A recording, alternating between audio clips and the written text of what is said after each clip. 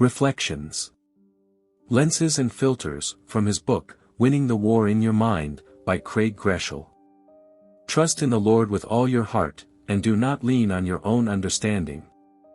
In all your ways acknowledge him, and he will make straight your paths. Proverbs 3 verses 5 to 6. Social psychologists have a name for our distorted lenses. They call it a cognitive bias. The term refers to a standardized, consistent pattern of deviating from reality in how we see and process things. If you have a cognitive bias, you create a subjective reality. That construction of your reality, not actual reality, will dictate how you respond and behave in the world. That's a kind of scholarly way of thinking about cognitive bias, but you don't need that explanation. You see people with a cognitive bias all the time. You might have a boss who gives the same feedback in the same way to two employees. One receives it as fair, constructive criticism. That really helped me see a flaw in how I'm doing my job. I appreciate the feedback. This will improve my job performance. The other person is totally offended. Who is she to come in here and say any of that? Who does she think she is? You want some feedback? I'll give you some feedback. What is the difference? Cognitive bias. Perhaps the second person had a demanding, insulting parent, and now sees every authority figure through that lens. Two people walk into the same worship service together. The first believes Christians are hypocrites and churches are always out for your money, especially mega churches, where it's all about numbers. The second would tell you Christians are not perfect, but they're trying, and most mean well. She believes that God is alive and at work in all kinds of churches. Those two people will experience the exact same service but have very different experiences. Why? It's not the facts that differ, but the filter. Studies show that cognitive bias can impact a person's view of God. Your relationship with your earthly father often colors how you perceive your heavenly Father.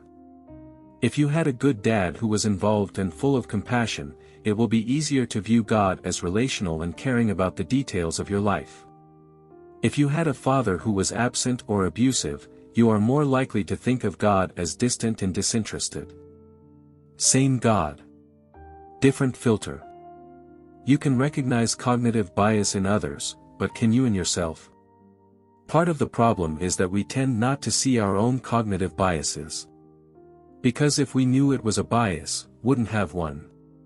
That's why it's so important to think about what you think about. You cannot defeat an enemy you cannot define. Ask probing questions to explore why you think what you think. As I've practiced these disciplines over the past few years, I've discovered my cognitive bias toward believing I'm not enough and needing to prove myself. And toward thinking that I don't have enough and need to get more to provide financial security. What about you? How does your cognitive bias block your path to progress? More importantly, what are you going to do about it? Let's work to define our cognitive biases so we can defeat them. Are there some ways in which you're controlling?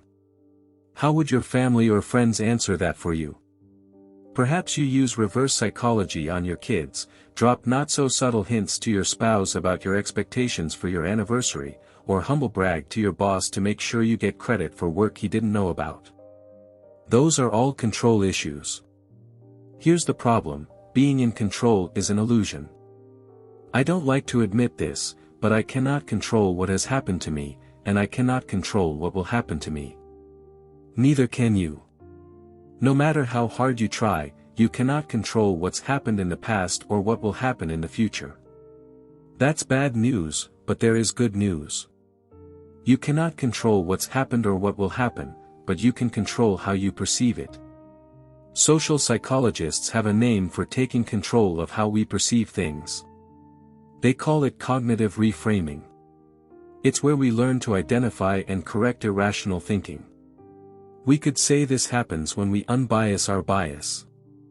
Our frame is how we view things. It's the cognitive bias through which we look at and interpret what's happening. Reframing is when we decide we are not going to hang on to old perceptions that have worked against us. We are going to choose a different, more godly, more productive way of thinking. Experts in the psychotherapeutic world share steps that help us to reframe, to take control of our thoughts, and overcome our cognitive bias, such as: stay calm. If you react, you will probably react the way you've always reacted. Identify the situation. What exactly, and truly, is happening? Identify your automatic thoughts. If something at my house breaks and I know it will be an expensive repair, my automatic response is to panic just a little bit. But while I cannot control what breaks, I can control how I perceive it. So instead of just thinking my automatic thought, I identify that thought. I can take it captive and make it obedient to Christ. Then I take an additional step. Find objective supportive evidence. I want to deal in reality, and so I search for objective data on which to base my thinking, such as: things are going to break. They always do eventually. That's why you have an emergency fund. Just call someone to get it fixed. There is no reason to freak out. You can take these same steps.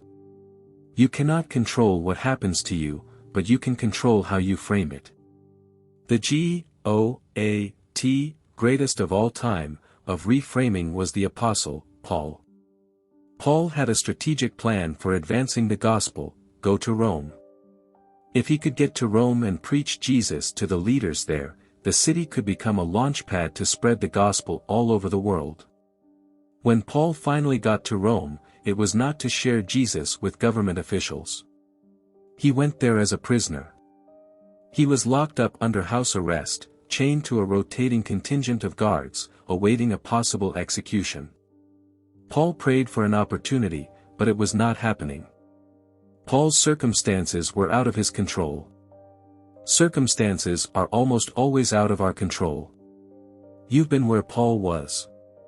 You thought, if I just get this degree, I will get that job. You got the degree, but you did not get the job. You planned on being married by now, but you have not found Mr. or Mrs. Right. Or you did find and marry the right person, but everything went wrong. This is not the way life was supposed to go.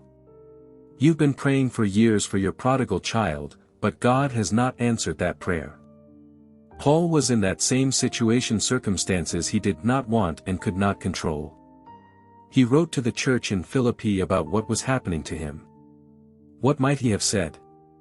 He could have written, "Now, I want you to know, brothers and sisters, that what has happened to me really sucks. I wanted to spread the good news through preaching to government officials, but that did not happen. As a result of this hell I've been through, I have decided prayer doesn't work, and I am never going back to church again." But that is not what Paul wrote. Could have been, but no. Remember, Paul couldn't control what happened to him, but he could control how he framed it. Here's what he actually wrote to the Philippians: "I want you to know, my dear brothers and sisters, that everything that has happened to me here has helped to spread the good news. For everyone here, including the whole palace guard, knows that I am in chains because of Christ.